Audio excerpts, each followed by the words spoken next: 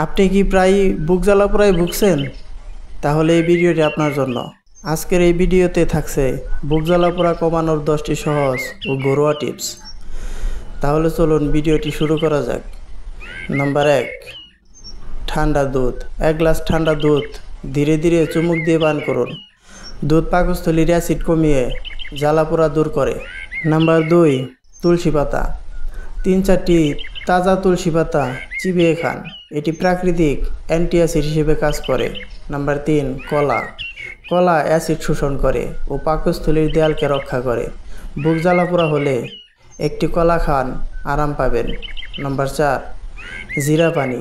1 চামচ জিরা 1 গ্লাস পানিতে ফুটিয়ে পান করুন, এটি হজমে সহায়ক এবং অ্যাসিড কমায়।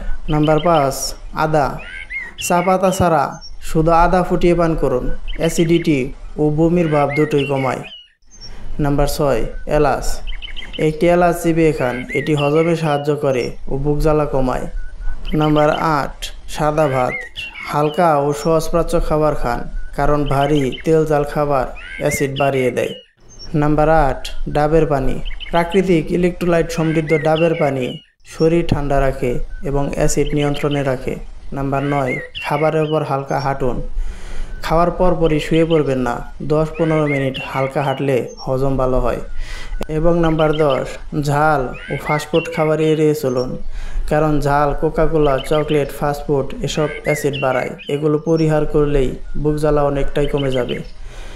এই ঘরোয়া উপায়গুলো অনেক সহজ কিন্তু খুবই কার্যকর। বুক জ্বালাপোড়া থেকে মুক্তি পেতে নিয়মিত চেষ্টা করুন।